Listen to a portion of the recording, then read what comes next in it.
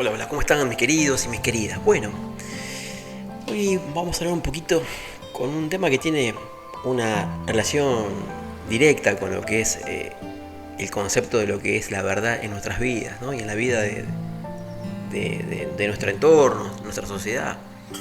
Y tiene que ver con la ambigüedad, eh, con la distorsión del concepto del lenguaje natural. Muchas veces eh, el hecho de que haya ambigüedad o vaguedad en los conceptos va haciendo en cierta forma de que nos vayamos divirtuando de, de lo que es verídico, ¿no? Porque se va construyendo poco a poco eh, una falsedad en cuanto a lo que es el concepto, pero también en la argumentación. Y eso, bueno, es como que produce a gran escala una desviación, ¿no? De lo que es en términos literales, ¿no? La verdad. Eh, Se construyen falacias, se construyen sesgos, y bueno, y todo eso deriva de ese subyacente, ¿no? Que tiene que ver con la ambigüedad y la vaguedad, ¿cierto? Y, y como el canal así lo dice en su axioma, ¿no? La verdad nos hará libres. Qué importante que es enriquecer nuestro entendimiento, nuestra razonabilidad. Por eso que en la introducción al canal hablaba sobre ese cambio trascendental, ese cambio de meridiano de lo que fue el oscurantismo eh, eh, inmerso y bueno, en cierta forma el poder de coerción que había, ¿no? O de coacción también por medio bueno, la realidad que se vivía en aquellos tiempos, que era los imperios y la iglesia católica en su momento, con la persecución de aquellos que pensaban distinto, eh, por medios inquisitivos como lo que era la Inquisición propiamente dicha. Y bueno, y todo el daño social y cultural y dentro de lo que es la ciencia que ocasionó eso, ¿no? Y después, bueno, después de eso vino el siglo de las luces, ¿no? Y surgieron un sinfín de pensadores en diferentes nichos del saber, como en el derecho, en lo que tiene que ver con la psicología o la psiquiatría, en la medicina, bueno, en todos los órdenes de la ciencia. Es como una tapa presión, ¿no? Que tanta presión que había se salió y bueno, y surgió algo bueno. Y de ahí viene la frase del emblemático Albert Einstein que decía que una vez que surge una nueva idea en nuestra mente nunca más volverá a su tamaño original, ¿sí? Y cuánta verdad hay en esa frase, ¿no? Una vez que la mente se abre a una nueva idea, nunca más volverá a su tamaño original. Esas ideas que son revolucionarias, esas ideas que tienen que ver con redireccionar eh, nuestro entendimiento y nuestra razonabilidad y ayudarnos a mejorar y en cierta forma que nos da la libertad.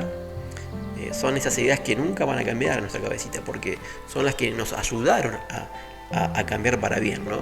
Nos ayudaron a ser libres en el pensamiento, a no tener sesgos, a no prejuzgar a otros y a generar en nosotros un sentimiento quizás de humildad, reconociendo de que no sabemos todas las cosas y que estamos evolucionando y siempre estamos en proceso de ir adquiriendo nuevas ideas, nuevas teorías, nuevas leyes. Y así, bueno, como seres humanos vamos evolucionando. Esa humildad de Albert Einstein, que siempre lo caracterizó también, trasciende los conceptos de la ciencia y va más allá. Va hasta lo teológico, al punto de que en su tiempo había muchos contemporáneos que también estaban postulando su posición, básicamente, o competían en cierto aspecto por, por teorías dentro de la ciencia, ¿no?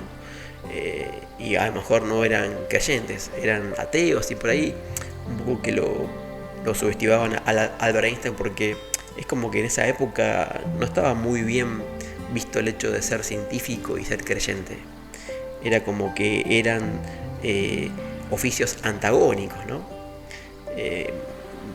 Volviendo o contextualizando que básicamente durante mucho tiempo los que eran creyentes simplemente eran católicos, y como el catolicismo en cierto aspecto fue el precursor del oscurantismo y el retraso en cierto aspecto en ese momento, no lo digo ahora, pero en ese momento un retraso cultural y de la ciencia y del crecimiento también espiritual, era como mal visto aquellos que creían en Dios, más allá que Albert Einstein no era católico, era judío, era como mal visto y era como un pensamiento retrógrado pensar que alguien que se basaba en sistemas epistemológicos o en métodos científicos pudiera o pudiese creer en Dios. Y bueno, había cierto ninguneo del sector de sus contemporáneos, ¿no? Y bueno, es fascinante que él no dejó de ser un creyente más allá de la ciencia. Defendía su fe acérrimamente. Y eso es muy interesante realmente. Es muy interesante entender que por más que en un momento la ciencia, en ese apogeo del siglo de las luces, años 1700, 1800, y ya antes había un resurgir, se trató de sacar a Dios de la escena y poner al hombre para que el hombre, usando la razonabilidad, pudiera crecer libremente en todos los saberes. Obviamente que estamos a lo mejor siendo extremistas porque se tenía en cuenta que el único representante de la fe cristiana era el catolicismo, y en cierta forma era el responsable de todos los males y de todo el retroceso cultural, social, científico. Entonces como se la agarraban con Dios en cierta forma, porque decían, no, por haber puesto a Dios en el centro de la escena no se creció, no hubo un avance, ¿no? Bueno, pero también el proceder o la metodología que usaba la iglesia era bajo el poder de la coerción o la coacción, y la tortura y la persecución y la muerte por medio de métodos inquisitivos. Bueno, que todos los que hemos estudiado la historia sabemos muy bien cómo era la metodología, realmente bastante perverso el sistema. Así que bueno, como que el sector de la ciencia en cierta forma tuvo como una rebeldía directa contra todos esos estamentos. Y bueno, Albert Einstein no era católico, pero era creyente en Dios, era judío, y a veces le decían cómo podía ser creyente, cómo podía ser creer en Dios, sabiendo y entendiendo de que había tanta maldad, tantas guerras, tanto odio, tanta miseria humana, ¿no? Y Albert Einstein hizo como una analogía, ¿no? Dijo que Dios es luz, y que la oscuridad no existe por sí sola, que la oscuridad simplemente es la ausencia de la luz. La luz es el elemento estudiado, la oscuridad es la ausencia de. Por lo tanto, él hizo esa comparación, esa analogía, tipificó a Dios diciendo que Dios es luz, y que la ausencia de la luz, que es la oscuridad, por consecuencia, no porque exista como tal, porque no existe como tal, es la ausencia de. Él dijo que todas esas miserias humanas, todo ese retroceso social que existe por medio de la promiscuidad y todas las cosas malas que ya existían en la época de Albert Einstein. En ese momento se estaba viendo el nazismo y todo el fascismo en diferentes países como Italia, en España, en Rusia. Bueno, en Rusia no había fascismo, pero estaba el comunismo. Y bueno, se vivían climas sociales muy beligerantes, ¿no? Estaba ya la Segunda Guerra Mundial ahí a las puertas, ¿no? Ya había arrancado la Segunda Guerra Mundial. Así que entendamos y contextualicemos la realidad que se vivía en ese momento.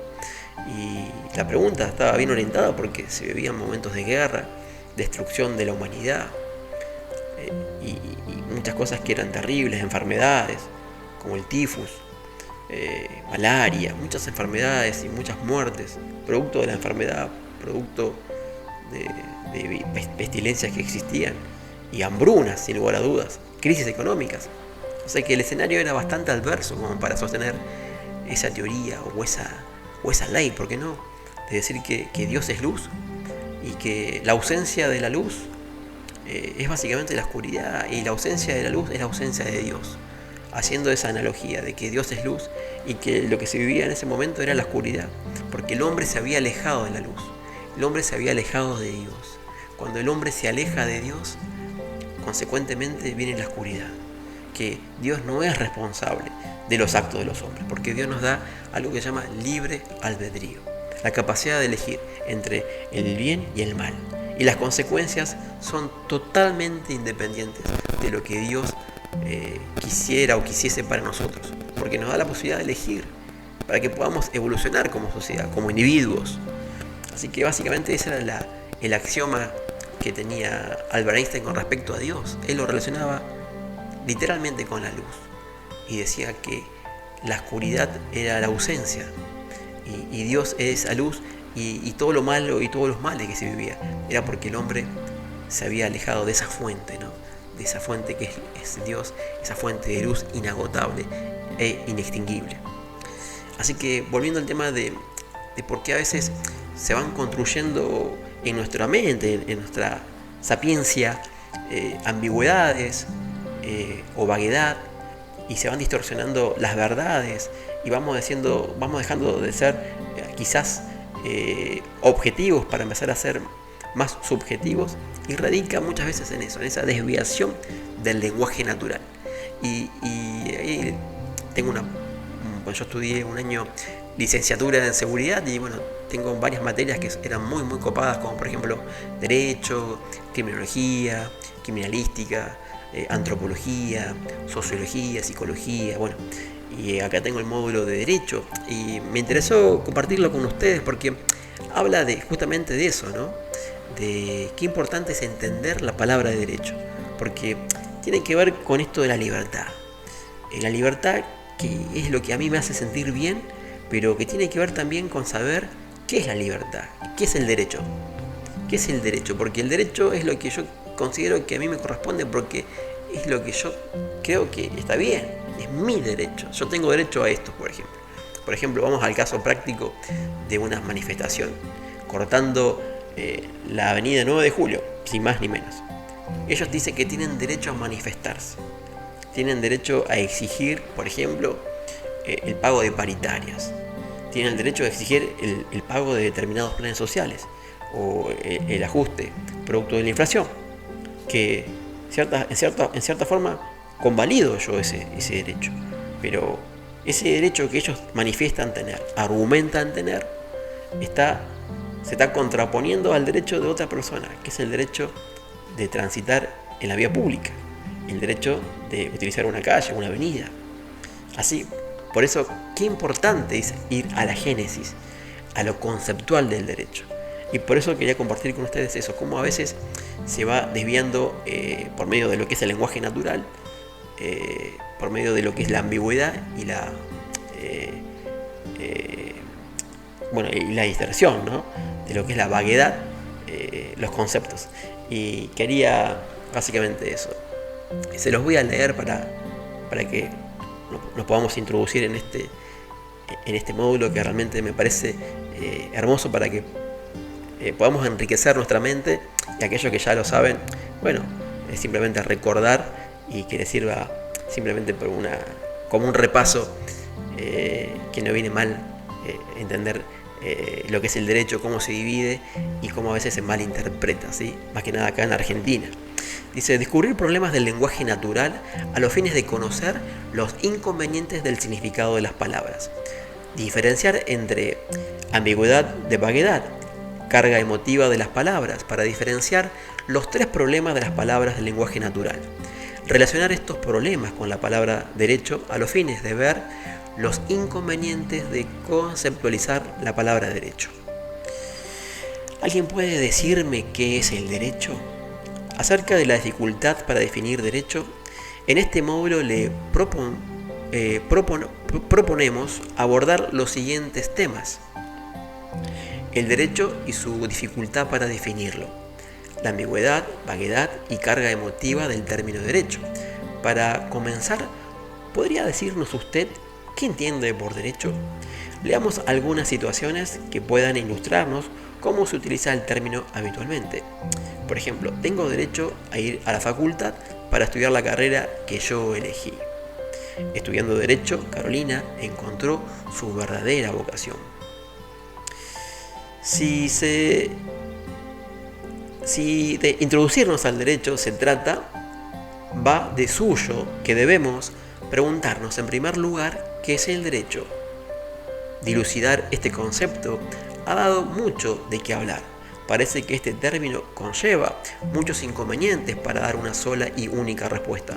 Mínimamente plantearemos dos de ellos. En primer lugar, tenemos problemas semánticos y lingüísticos relacionados con el término derecho. En segundo lugar, hay cuestiones ideológicas frente al término, diversas posturas que muchas veces se ubican en roles encontrados. A esto último es a lo que llamamos cuestión de creencias.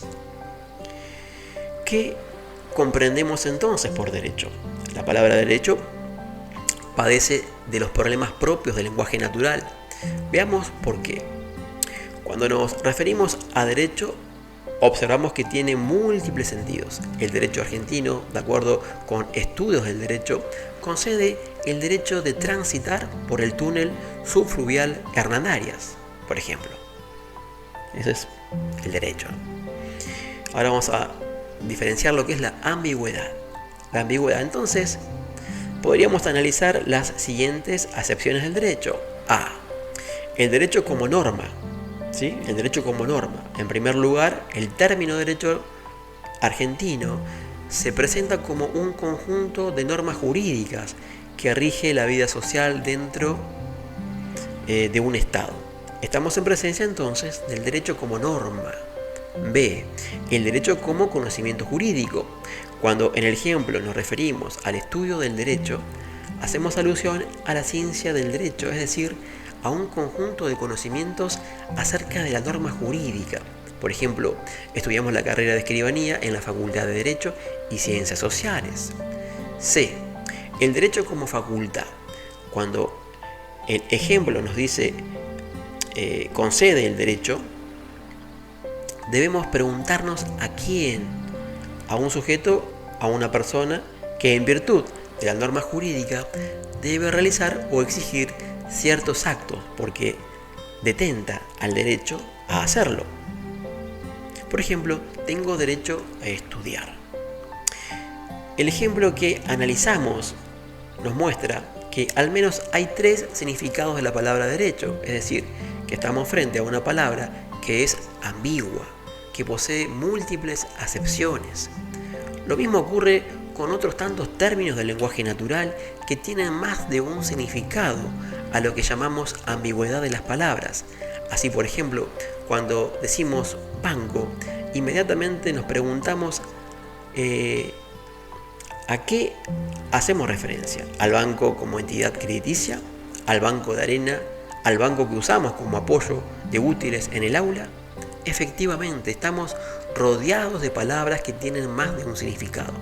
Y la palabra derecho no es ajena a este inconveniente de los términos del lenguaje natural. Creemos oportuno que resuelvan la actividad. Bueno, acá habla de una actividad. Bueno. Después, otro problema que tenemos nosotros es la vaguedad.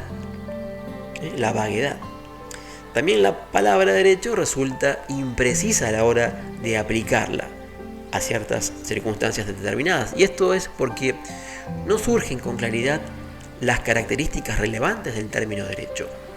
En el lenguaje natural también nos encontramos con palabras imprecisas que poseen vaguedad. Por ejemplo, la palabra gordo, que a la hora de aplicarla a un sujeto determinado no sabemos cómo hacerlo. La pregunta que surge es: ¿cuándo debe pensar una persona para que pueda decirle que es gordo? Por supuesto que esto dependerá de muchas circunstancias, tales como la edad que tenga, su altura, si es hombre o mujer, o bien por cuestiones de preconceptos culturales o de modismo. Pero lo cierto es que el término en sí mismo padece de vaguedad, ya que no predetermina los requisitos de uso de modo preciso y acabado. También pueden las palabras variar en su uso con el tiempo, es decir, el objeto a la que las aplicamos puede variar su ámbito de aplicación, incrementando o disminuyendo sus requisitos de uso, y es lo que llamamos textura abierta. Por ejemplo, la palabra lapicera en un principio fue usada para aquellas que tienen un cartucho que se recargaba y una pluma en su extremo. Fue mutando hacia el bolígrafo y más tarde el virome. Podemos ver allí que las características relevantes del término fueron variando a través del tiempo.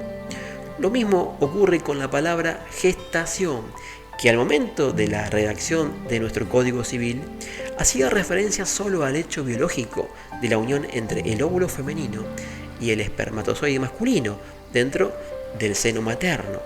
En la actualidad, el término sin dudas ha ampliado sus características. Hoy, sin embargo, también lo usamos cuando hacemos referencia a los métodos artificiales como la gestación in vitro o algunas de las llamadas gestaciones extracorpóreas.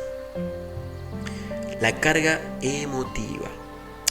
La palabra derecho suena con autoridad y podríamos decir que también suena elegante. ¿Por qué será así?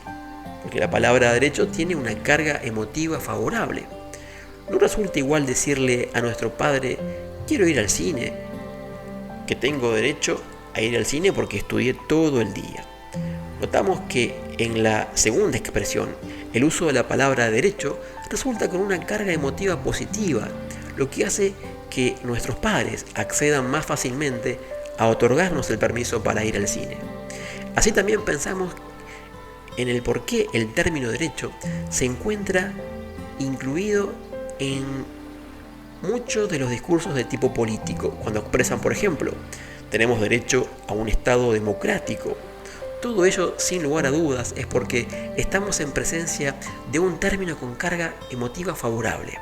Evidentemente, las palabras tienen carga emotiva que puede ser positiva, como es el caso del término derecho, o puede ser negativa, como es el caso de la palabra huérfano. No es lo mismo que decir ese niño es huérfano a decir ese niño no tiene padres.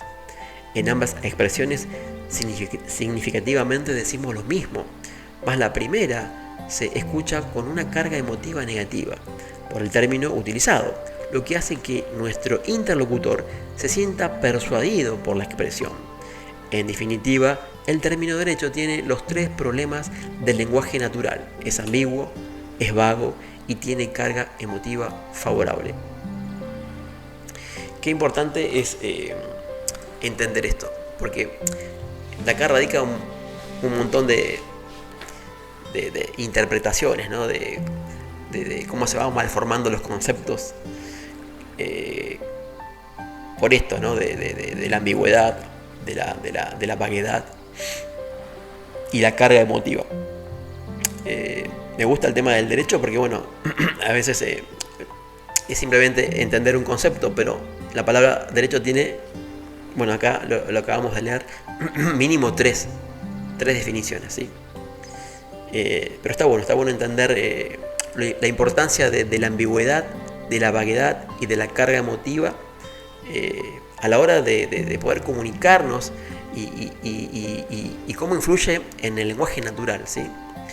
Nosotros nos comunicamos y el lenguaje es vital para tener una comunicación fehaciente y que sea una buena comunicación, ¿sí?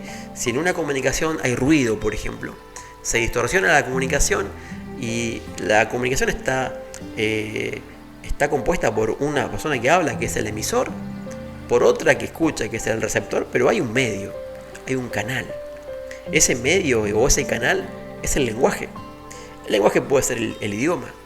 Bueno, en el caso de lo que es la programación, yo estoy estudiando para ser técnico superior en seguridad informática y los programas que utilizamos son ese canal también.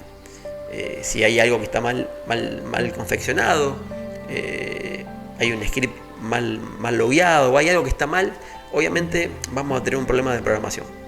Pero volviendo a lo que es la comunicación en términos semánticos, es fundamental que estemos hablando el mismo lenguaje, básicamente.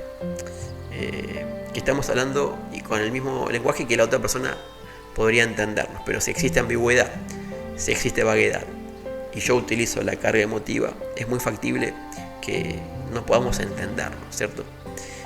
Así que es vital también eso a la hora de construir una argumentación o de poder querer comunicarme con otra persona. Tratar de no caer en eso, ¿no?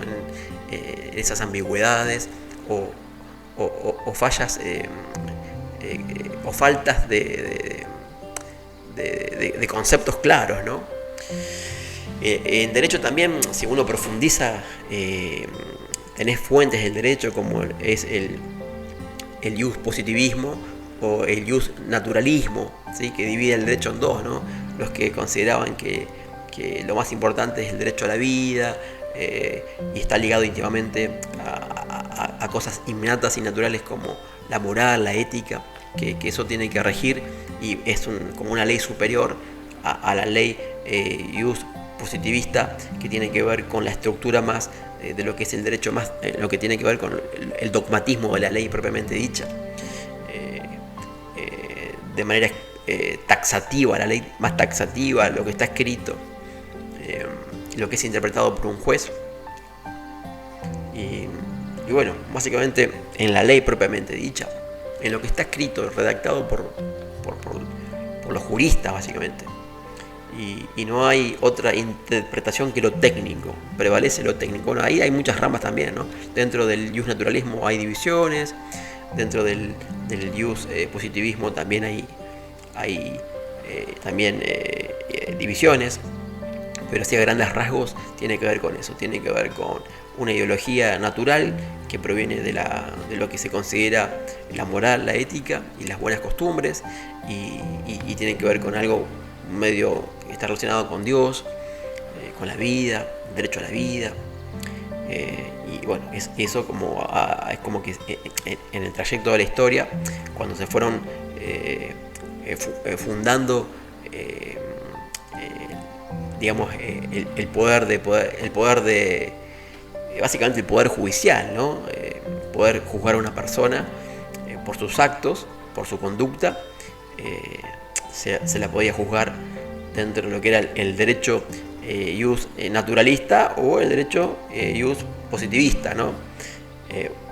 El jus positivista fue después y con el tiempo es como que, bueno, debería ser un concatenado, ¿no? Ambas cosas, porque hay conductas humanas que si vos la querés juzgar simplemente por lo racional y aplicando el derecho jus naturalista, bueno, pena de muerte básicamente. Vamos a hacer un ejemplo claro. Por ejemplo, cuando se cayó ese avión, ¿en qué año fue? No recuerdo bien si fue en el 70 y pico, 72 puede haber sido, 1972, estos jugadores de rugby de Uruguay que cayeron en la cordillera de los Andes, y creo que solamente sobrevivieron 17 personas, 17, y en un punto tuvieron que ejercer el canibalismo, se tuvieron que comieron los muertos que estaban allí para poder sobrevivir. Y de hecho, yo no leí el libro, pero sí vi las dos películas. A la última, que está en Netflix, la acabo de ver, surge el tema de la moral, porque ahí es donde surge la moral, porque la moral es algo natural, es natural. Fíjense, estamos hablando de una circunstancia extrema, personas que obviamente no eran personas incivilizadas, eran personas formadas, estaban estudiando, habían chicos que estaban estudiando medicina, otros estaban estudiando abogacía, derecho, o sea, eran personas instruidas, donde la razonabilidad está en juego y uno trata de no dejarse llevar por los estímulos más primitivos, que es el hecho de comerse a un ser humano, por más que esté muerto. Usaba la razonabilidad, si no, yo esto no lo puedo hacer porque esto no es moral, esto no está bien. Inclusive surge eso, nos van a juzgar porque estamos ejerciendo canibalismo, y esa persona no tiene derecho a conservar su cuerpo y que sea enterrado. Bueno, no sé, un montón de cosas decían en la película, no sé si será así, pero creo que amerita un estudio esto, porque si uno aplicaría en ese escenario la ley y un naturalista, tenés que condenarlos, porque ellos no cumplieron con la moral, se comieron entre ellos. Pero si aplicamos la ley ius positivista, es como que usamos la razonabilidad y podemos entender la conducta humana. Es como que tratamos de entender el por qué actuaron de esa manera, el contexto, la circunstancia. Por eso digo, o sea, estoy a favor de la vida, estoy a favor de la moral, pero también hay que ser técnicos y hay que entender. Por eso que en cierto aspecto también el derecho a veces ha recibido aportes muy valiosos de otras disciplinas, como la psicología, la criminología. Bueno, la criminología también, en realidad, la criminología en realidad es una ciencia interdisciplinaria que, obviamente, sin lugar a dudas, recibe aportes del derecho, pero más bien el derecho, propiamente dicho, también se ha nutrido de la sociología, también, en cierto aspecto, de la psicología. Y en este momento, en ese caso puntual de ese escenario, de ese avión que cae y quedan esos 17 sobrevivientes y tienen que comerse para poder sobrevivir, no puedes aplicar la ley y un naturalista y lo vas a condenar a muerte, básicamente, porque se comieron seres humanos. Son sobrevivientes, pero lo que hicieron es un acto inmoral. No, lo vas a entender. Estaban en un extremo, en una posición extrema. Bueno, y así como eso, hay un montón de casos basados en hechos reales, donde el ser humano en puntos determinados se deja llevar por estímulos muy primitivos. Así que por eso digo, a veces el problema que tenemos como sociedad es que somos muy extremistas con una idea o con otra. Pasa también en la filosofía. Los que se aferraban a las escuelas racionalistas, los que eran humanistas y así, todos tenían sus propias escuelas, pero eran extremos en su concepción ideológica y no habían grises. O sea, yo pienso que a veces tiene que haber un consenso, tiene que haber una fusión en ambas, o una cohesión de ambos pensares. En el caso del derecho me parece que, bueno, sin lugar a dudas, se tiene que concatenar o amalgamar, más bien dicho, el ius naturalismo con el ius positivismo. Y así también pasa con los derechos humanos, que no es que uno está en contra de los derechos humanos, ni tampoco está en contra de aplicar la ley y que la ley sea rigurosa para aquel que la cometa. Pero estamos hablando de temas de derecho y creo que amerita hablar de esto porque es parte de lo que tiene que ver con la verdad y la libertad, con el Estado de Derecho, con la seguridad jurídica, que es vital para un individuo entenderlo. Vivimos en una sociedad que está enferma con respecto a esta ambigüedad conceptual o a esta vaguedad. Y pasa también en términos políticos, o sea, la ultraderecha y el socialismo. ¿No hay un intermedio ideológico hoy? ¿No existe intermedios ideológicos? ¿O estoy a favor de todos los que cometen delitos tienen que morir porque bueno, el que las hace las paga? Y otro dice, no, pero hay que entender por qué motivo cometen delitos. Quizás tuvieron una vida desastrosa, quizás no tuvieron oportunidades. Y ambas ideas son, si yo las tengo que tamizar, son importantes. Pero me parece que yo no puedo simplemente actuar pensando de que tengo que siempre entender al delincuente y no entender a la víctima. Tengo que entender, por eso, bueno, existe la criminología, ¿no? Que, como dije yo, es una ciencia interdisciplinaria donde recibe aportes de todas las otras ciencias, de la antropología, de la sociología, de la psicología, del derecho. Y ahí surge esa hermosa ciencia que es la criminología. Para poder entender, porque antes la criminología solamente, en sus comienzos, era solamente el derecho, básicamente, y estudiar solamente a la víctima. Primero se estudiaba el delito y después la víctima y el delito. Después cada vez se fue concatenando con más cosas. El delito, el que cometía el delito, la víctima y el contexto. Entonces es un conjunto de cosas. Cuando una persona incurre en un acto delictivo y viola el derecho ius naturalista o ius positivista o lo que sea, y hay una justicia que tiene que juzgarlo. Y ahora está estos conceptos acá en Argentina que, bueno, zafaronistas, los derechos humanos, y hace muchos años que estamos viendo como un extremo de solamente defender al delincuente y no ponernos en la piel de la víctima, que bueno, en definitiva a veces cuando es víctima y por alguna razón muere, lo que importa son las personas que quedan, los familiares, por ejemplo. Y en vigor de eso, la justicia los deja de lado. No hay lugar para ellos. Entonces, volviendo a la problemática y a la desvirtuación, ¿no? De lo que es la realidad o la verdad que debemos proteger, que es en este caso la víctima, y que donde se tiene que aplicar la justicia para que esa persona que cometió un delito sea recluida, sea resocializada. Cometió un acto irracional, cometió un acto antisocial, cometió un acto, inclusive a veces, no sé, hay cosas que son terribles, ¿no? Pero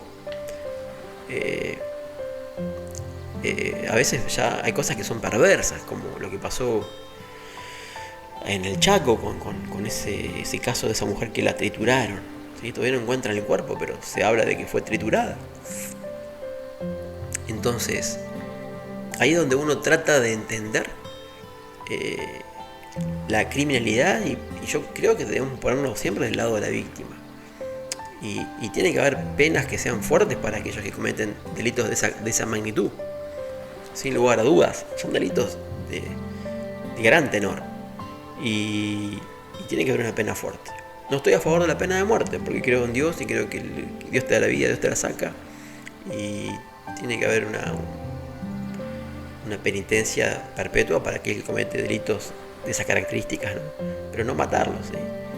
Aunque sea un gasto para el Estado, hay que recluirlo, hay que darle cadena perpetua y de última trabajo, que se pague su comida y su estadía con trabajo, para que no sea un costo para el Estado, para el ciudadano común. No tenemos culpa nosotros como sociedad de pagar por malas conductas de terceros. Si uno se pone a verlo en perspectiva, estamos pagando por, no sé si cuánto es lo que se paga por un preso, pero yo recuerdo que hace un año atrás hablaba de casi 220.000 pesos por cada preso. Y encima, bueno, sabiendo la corrupción que hay, que esa plata nunca llega a los presos, y que los presos en la República Argentina, sobre todo en las grandes cárceles de Argentina, hay un hacinamiento impresionante y viven de manera deplorable realmente. No hay un sistema carcelario y ni penitenciario que realmente sea efectivo y eficiente. La persona que está ahí termina siendo más criminal, más resentida porque vivió muy mal. Si entró por un crimen menor, terminas formándose dentro de una universidad criminalista para adquirir más técnicas delictivas, básicamente, como que va a la universidad del crimen, básicamente. Termina siendo una universidad o una escuela terciaria las cárceles, porque entran por un crimen menor y después salen para cometer crímenes mayores todavía. ¿Pero por qué? Porque tenemos una falla gravísima con respecto a lo que es la seguridad jurídica, y un problema gravísimo con lo que es las penitenciarías en Argentina, donde no hay presupuesto. Y entonces eso produce un colateral donde el preso no es bien recluido, no sale rehabilitado y vuelve a la sociedad peor de lo que era antes. Entonces, si no, como sociedad no mejoramos esa pata de lo que es la seguridad jurídica, vamos a tener siempre problemas de seguridad. Es un problema de seguridad constante en la República Argentina y tiene que ver con eso. La génesis del problema está allí. Más allá de los temas conjunturales que podemos analizar con respecto a que la policía cobra malos salarios y no puede perseguir a los delincuentes, un problema de infraestructura también, que tiene que ver con lo conjuntural. Pero tenemos un problema que es mayor, que es lo estructural. Lo estructural es que no hay presupuestos en las cárceles. Están sobredimensionadas de presos. Más allá que también hay un problema de justicia, donde podemos ver esta levadura zafaroniana, donde se le da más relevancia al victimario que a la víctima. Como que tiene más derecho el victimario que la víctima. Yo, estudiando criminalística, estudiando sociología, psicología, bueno, y todas esas disciplinas y ciencias que son realmente vitales para entender lo que es la seguridad jurídica y la seguridad propiamente dicha, entiendo que tiene que haber un concatenado de todo eso. O sea, tengo que entender a la víctima, tengo que ponerme en la piel de la víctima, tengo que analizar el contexto del delito, tengo que analizar el contexto del delincuente, entender al delincuente también, ponerme en el lugar del delincuente, obviamente no para justificarlo, pero simplemente para analizar la conducta delictiva, la génesis, entender todo para también poder resolver problemas sociales a corto y mediano plazo, porque ¿qué es lo que busca la justicia aparte de juzgar? También es tratar de evitar que se sigan cometiendo delitos, porque por algo yo condeno. Condenar es parte de lo que es el conductismo, premios y castigos, alentar buenas conductas y desalentar malas conductas. Yo aplico la ley, uso el poder de coacción que me delega el Estado como poder judicial y aplico la ley. El poder legislativo sanciona nuevas leyes para que sean aplicadas, pero el problema acá radica con estas teorías de simplemente ponerme en el lugar del victimario. Porque sí, porque tuvo problemas. Yo también vengo de la pobreza. Yo también fui pobre. Pero bajo ningún punto de vista se me ocurrió que tenía que salir a robar para poder mejorar mi calidad de vida. Porque no estaba en mí, o mis padres no me enseñaron, o no me dejaron que yo me desvirtúe con mi conducta, creyendo de que era infeliz porque no tenía la última bicicleta cuando era chico, o vivía en un barrio, porque mi familia me enseñaba que la felicidad no pasaba por ahí. Pero estamos viendo tanta inconsistencia con respecto a lo que es ser feliz, con respecto a lo que es la felicidad, a lo que es, en teoría, no ser pobre. Porque a veces hay falsos conceptos en tantas cosas. Hay ambigüedad dentro del lenguaje natural. Hay tanta... se ha desvirtuado tanto el lenguaje que sin lugar a dudas como sociedad a veces no podemos ir a lo medular porque esta ambigüedad distorsiona lo que queremos corregir. No podemos corregir algo que está desvirtuado aparentemente porque no sabemos para qué lado atacar. Y el problema radica es que primero como sociedad estamos invadidos de falsos conceptos. Esto que justo hablaba, ¿no? La ambigüedad y algo que es tiene la palabra justa es la vaguedad, ¿sí? Cuando una palabra va cambiando de concepto según el tiempo, las culturas o el contexto. Entonces hay vaguedad y también hay ambigüedad y eso distorsiona. Pero volviendo al tema de lo que es el problema medular de lo que es la justicia en la República Argentina, tenemos que corregir. Por eso digo, los extremos no son buenos. Por eso ahí uno dice, no, el que las hace las paga. Sí, está bien, el que las hace las paga. Está bien eso. Pero la pregunta que surge después, la persona... Ahora, vamos a contextualizarlo en tiempo real, ¿sí? Que estamos hablando, el que las hace las paga. cortan la 9 de julio. Según Marra, hay que aplicar la ley. Guarda, yo también. Yo soy en ese sentido youth positivista. Hay que aplicar la ley.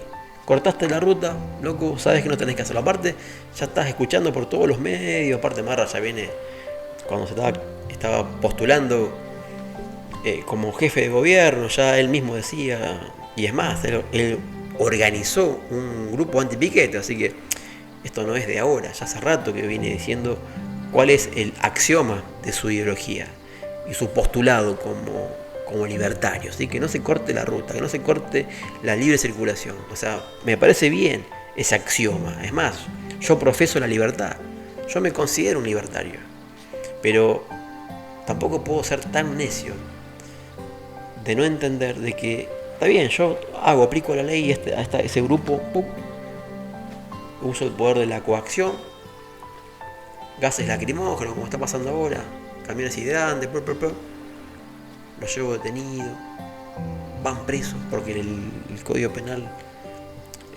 así lo establece, no sé si es el artículo 194 del Código Penal, y el tipo va preso por haber cortado el 9 de julio porque no tenía para comer. Error de fondo y error de forma del tipo que corta, ¿no? Porque ya él sabía que no tenía que hacerlo, pero aún así lo hizo. ¿Por qué lo hizo? Bueno, al Estado y a la justicia no le importa. Él lo hizo, listo, punto y aparte. Pero lo hizo porque no, él lo hizo. Pero nada, él cortó. Y ahí es donde yo no es que quiero justificar, pero digo, lo metés en cana 4 años porque tenía hambre y cortó. Está bien, está mal que corte, pero lo vas a meter en cana con el sistema carcelario que hay, sabiendo de que ese tipo que cortó una ruta porque tiene hambre. Es muy posible, casi de entre un 80 a un 90% de que salga peor, salga resentido, que salga peor de la cárcel. No podemos hacer algo, mejorar eso, crear una cárcel de última. Yo sé que no hay plata. Bueno, una cárcel o un lugar para la gente que corta. Digo por decir una cosa, porque a lo que quiero llegar es que tenemos tantos problemas estructurales que no vamos a solucionar la sociedad si seguimos con métodos arcaicos. Está bien, yo me aferro a la ley, pero tengo que ser pragmático también. Las cárceles están inhabitables, ya no hay más lugar. Y la gran probabilidad de que esa persona que cometió un delito menor, porque cortar una ruta es un delito menor, lo vas a meter con personas que han hecho cosas terribles dentro de una infraestructura pésima, que la persona realmente va a salir, está comprobado, va a salir peor. No lo vas a reinsertar, no va a salir corregido ese tipo, al contrario, va a salir resentido, rebelde. Entonces, buscar el carácter pragmático para poder mejorar y construir una sociedad mejor. Yo quiero una sociedad mejor. Yo quiero eso, yo anhelo. ¿Soy libertario? Sí, soy libertario. Pero también soy pragmático. Y creo que un verdadero libertario debería ser pragmático. Y el pragmatismo no solamente liberar la ruta o la 9 de julio y sacar a la gente y vayan todo en cana, sino también en pensar a corto, mediano y largo plazo con relación a la sociedad que queremos. Ese tipo después va a volver a la sociedad porque no lo vas a matar, no lo vas a matar. Ese tipo va a estar el tiempo que tenga que estar según lo que establezca la ley. Y después va a volver. La pregunta que surge es, ¿cómo va a volver de ese lugar que estuvo después? ¿Va a venir reinsertado? ¿Va a venir hecho un señorito? ¿O va a venir con bronca, con ira, porque la pasó mal? Porque ahí en la cárcel seguramente lo violaron, seguramente le pidieron que les den todas sus propiedades, porque los otros presos te sacan la ropa, las zapatillas, te piden que les compres cigarrillos, que le compres droga, que le compres alcohol. Viven como ratas, literales. Como ratas viven los presos. Entonces, coherencia también. A la hora de aplicar y tratar de ser un país de primer mundo, coherencia. Yo no estoy diciendo que esté mal aplicar la ley, pero yo digo que todo tiene que ser un proceso. Vos no podés de la noche a la mañana hacer que esto sea Dinamarca, que esto sea Alemania, que esto sea Suiza. No se puede. No se puede porque no tenemos infraestructura. Y si vos pensás que realmente vas a instalar un cambio de paradigma, y los cambios de paradigma siempre son a largo plazo, comienzan, pero se extienden, cambian todo un sistema y por mucho tiempo, no por un día, 2 días, no, por mucho tiempo. El cambio de paradigma es revolucionario, pero para lograr realmente un cambio de paradigma, tenemos que comenzar con lo medular, tenemos que comenzar con los rudimentos más básicos que tienen que ver con las relaciones humanas, con construir una sociedad sana, no solamente usando la coerción, con la coerción cualquiera. Vamos a tratar de que la gente logre la razonabilidad. ¿Podemos lograr eso? Podemos tratar de ponernos un poquito en el lugar de la gente. No te estoy diciendo que vamos a consentir que la persona corte la ruta, vamos a seguir consintiendo de que salgas con tu auto, se te cruzan 2 motochorros y te rompan los huesos, que no sé, que te saquen los ojos y vos vas a entender, no, pero ellos son motochorros porque viven en la villa, pobrecitos, no tienen que comer. Nada, tampoco la estupidez, pero me refiero a usar el sentido común, porque esos manifestantes que van a cortar la ruta una 9 de julio, yo lo viví en carne propia. A mí me cortaron la autovía 2, yo yendo a ir a buscar a mi hija, y lo supe porque estaba al frente del piquete literal. Y era una familia, no eran muchos, era una familia nada más. Una familia que serían 10 personas, 15. Estaban cortando la autovía 2 porque ahí cerquita había un municipio, no sé qué localidad, pero aparentemente le habían cortado la luz. Entonces ellos estaban cortando la ruta para que el municipio, yo le decía, pero tenés que manifestarte al frente del municipio. Ya lo hicimos, me dice, pero no nos hacen caso. Y estaba la policía. Y la policía defendía el corte, no defendía a las personas que querían transitar. Yo salía de navegar, había estado casi 40 días en el mar y quería ir a ver a mi hija, que no la veía hace un montón. Y sin embargo no la pude ir a ver en ese momento ya, tuve que dar toda la vuelta. Bueno, me demoré muchísimo para llegar a Buenos Aires. ¿A dónde quiero llegar con esto? Que yo sé lo que significa cuando también violan tus derechos. Porque el derecho, él tenía a manifestarse, pero no cortar la ruta porque es un delito. Y yo tengo el derecho a transitar libremente por una autovía, una ruta, una avenida. Entonces, entiendo eso. Pero tampoco quiero que esas personas que estaban ahí sean golpeadas, se les tire lacrimógenas a los ojos y terminen en una cárcel para generar todavía un poco más de resentimiento a la sociedad, al sistema, a la corrupción, a la casta política, a la casta sindical y a todas las castas que puedan existir. Porque si nos llenamos la boca hablando de la casta y hacemos que la gente cada vez esté entre la espada y la pared, sin lugar a dudas que vamos a generar una sociedad resentida.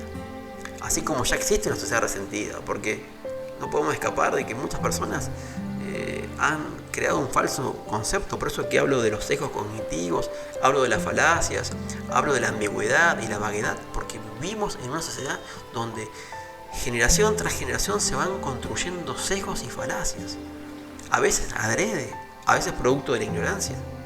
Pero, por ejemplo, así como tampoco estoy a favor de que esa persona sea reprimida y castigada físicamente y llevada a un lugar que en definitiva termina siendo un método de tortura, porque las cárceles son tortuosas.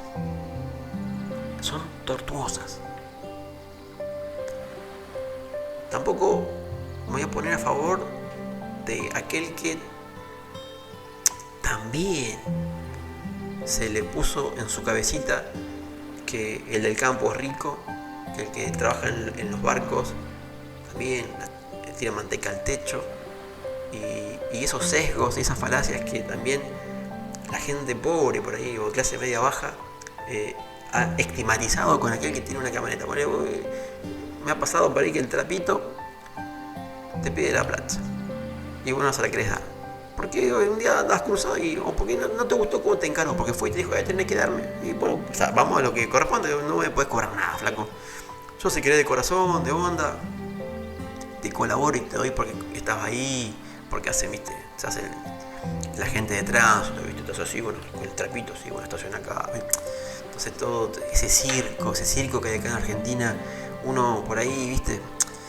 te cansa el hecho de encontrar gente que te pide plata en la esquina. No sabes si de verdad te necesita o no, pero uno a veces tiene que tener una billetera así gigante para poder darle plata a todo el mundo que te está pidiendo.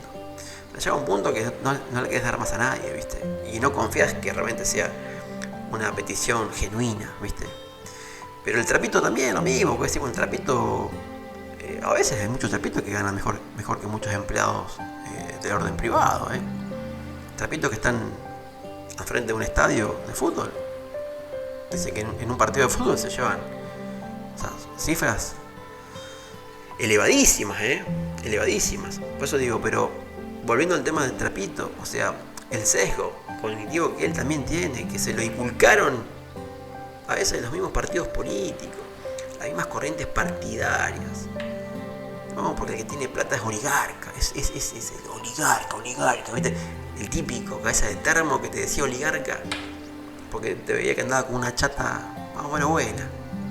El tipo no sabe cómo te rompes el lomo laburando en el mar, que estás 300 días del año trabajando en alta mar, o 200 días, o que sos petrolero y estás 20 días lejos de tu familia por mes, lo ves solamente 8 días al mes, y estás hacinado en una planta petrolera, o estás hacinado en el mar, o no sé, cualquier actividad que es muy hostil y es bien remunerada, o que te quemaste las pestañas y sos ingeniero civil, sos ingeniero naval, o sos abogado exitoso, lo que sea, te quemaste las pestañas estudiaste, fuiste clase media, baja, te rompiste el lomo, laburaba en 3 lados y estudiaba, y hoy tenés una buena camioneta, y hoy tenés un buen pasar, y tenés que bancarte que un tipo se haga sentido, porque vos tenés ese estatus, tenés esa chata, y te dice, oligarca, vos tenés esa camioneta, tenés que ayudar.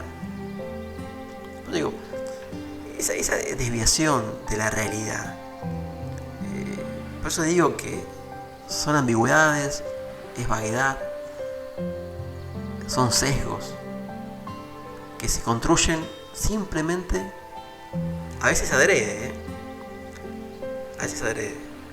Lo construyeron los otros con la gente de clase media alta, y digo los otros cuando me refiero a los otros, que ustedes ya saben a quién me refiero, no quiero decir el partido político, pero los otros, que marcaban y decían, oligarca, oligarca.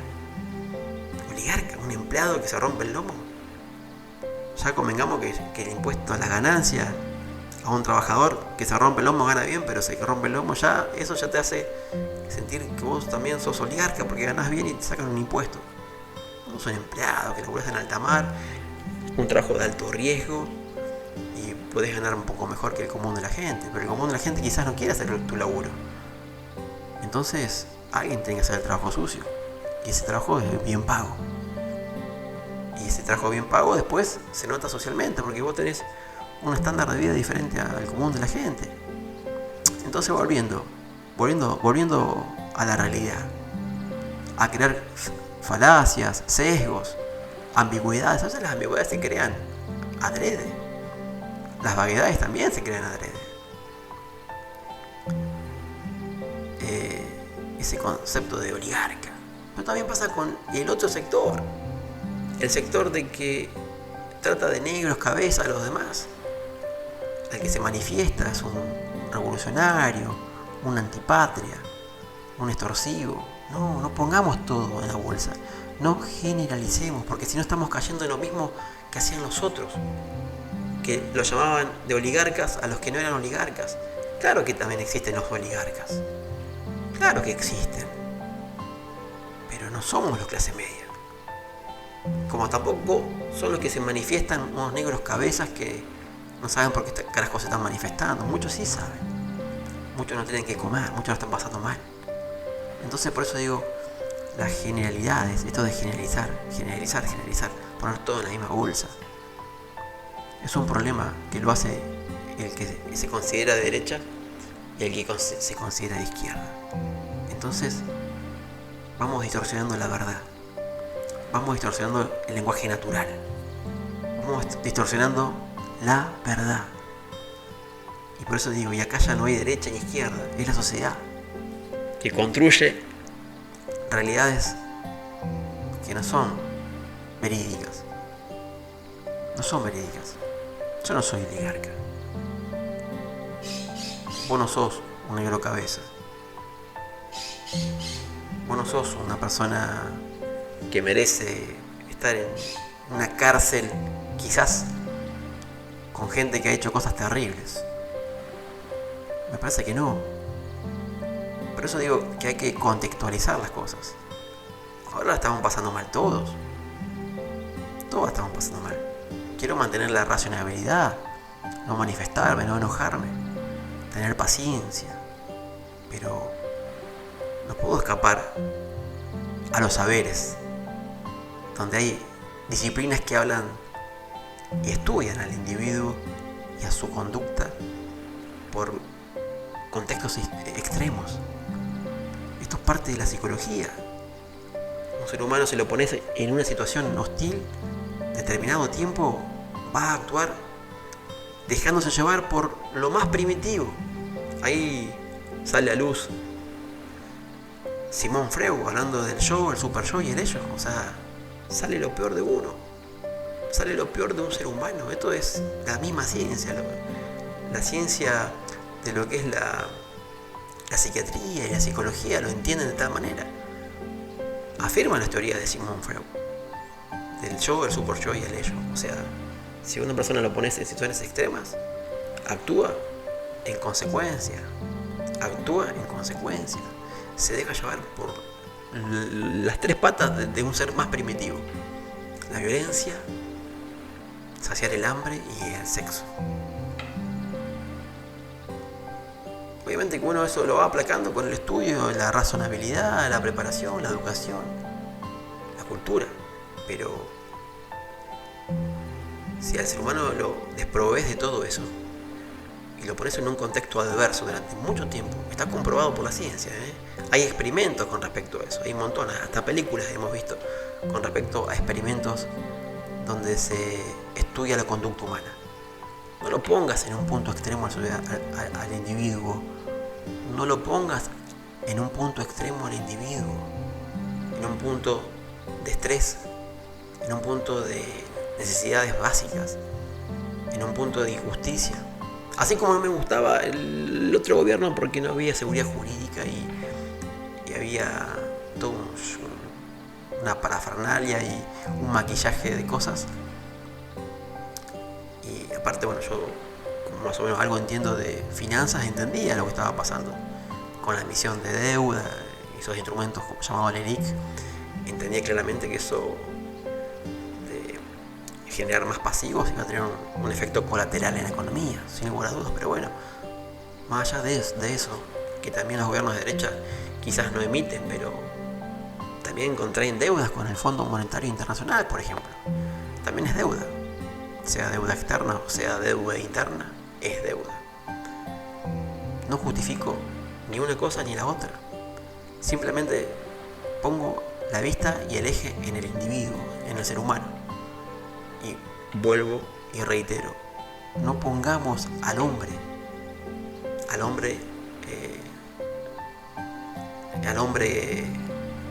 que tiene sapiencia, que tiene entendimiento, que tiene razonabilidad, no lo pongamos en un extremo tal que termine dejándose llevar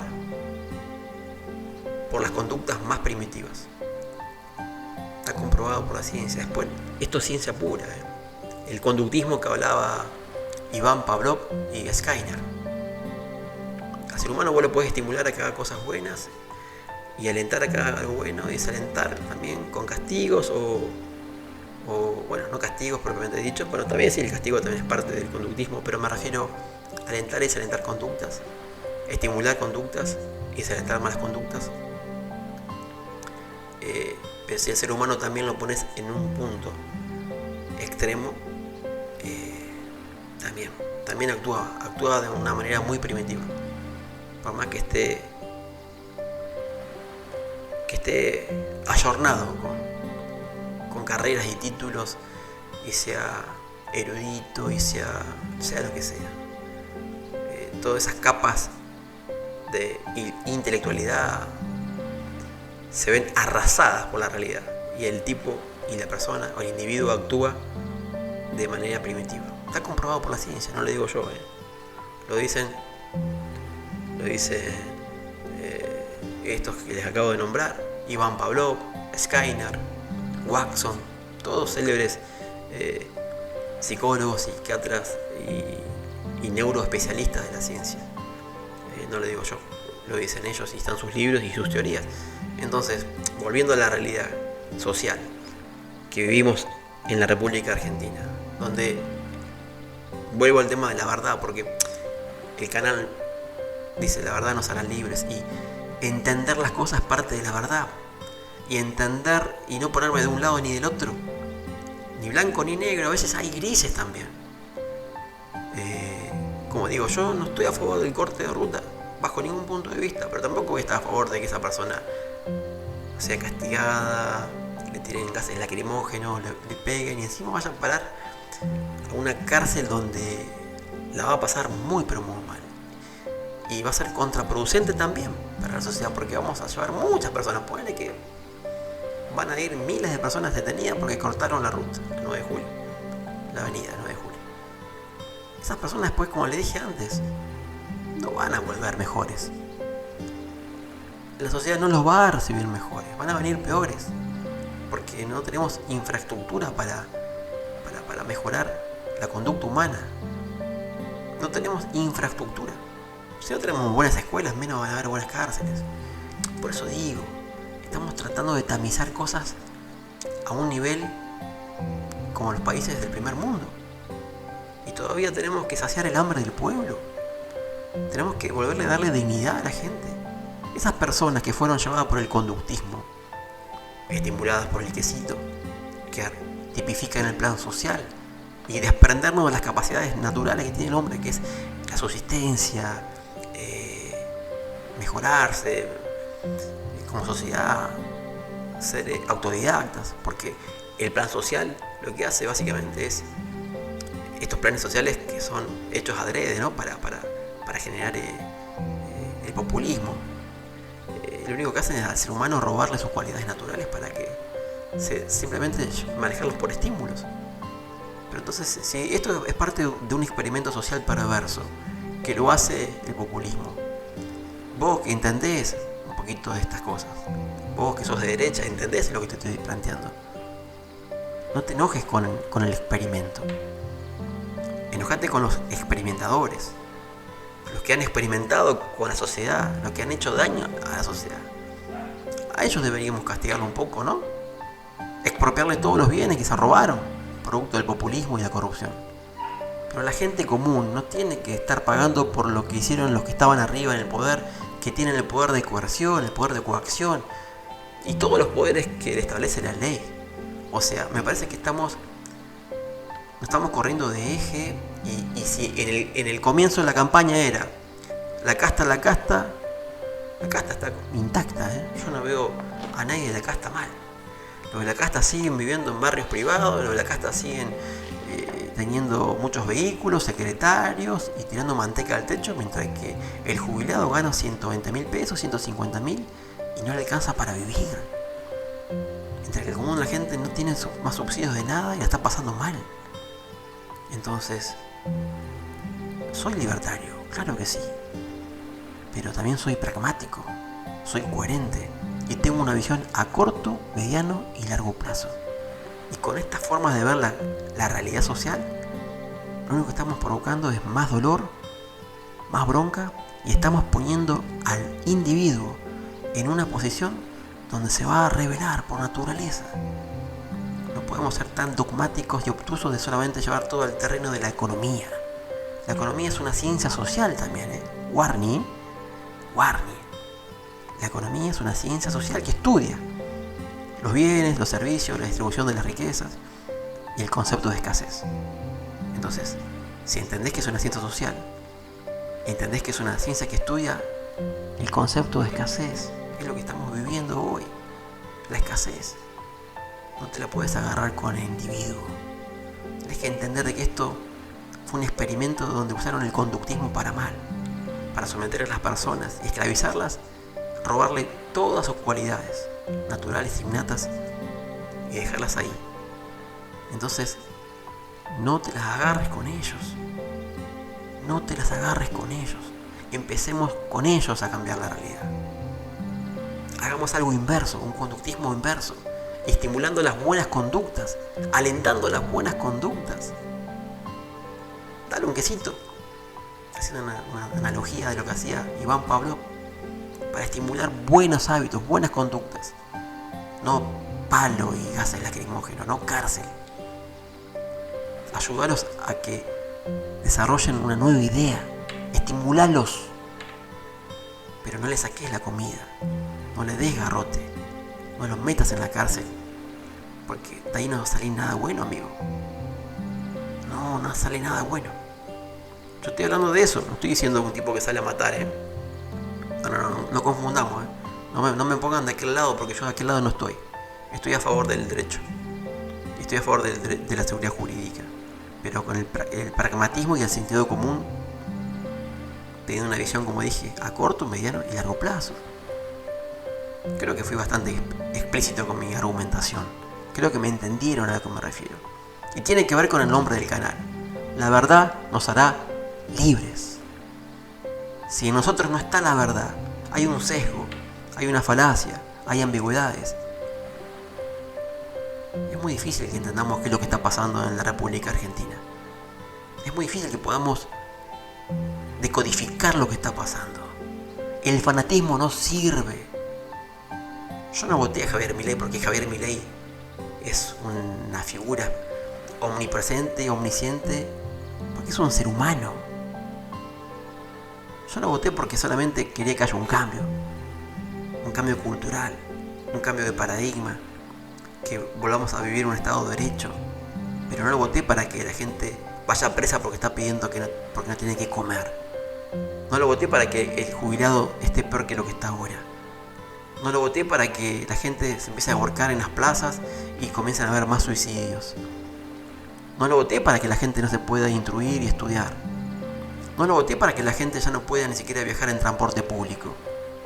No lo voté para que la gente se quede sin trabajo. No lo voté para que la gente pierda la esperanza. Lo voté para todo lo contrario. Para que tengamos esperanza, para que podamos fomentar nuestras mejores virtudes y cualidades, para que exista la meritocracia. Pero todavía no estoy viendo nada bueno y me preocupo. ¿Qué es la verdad?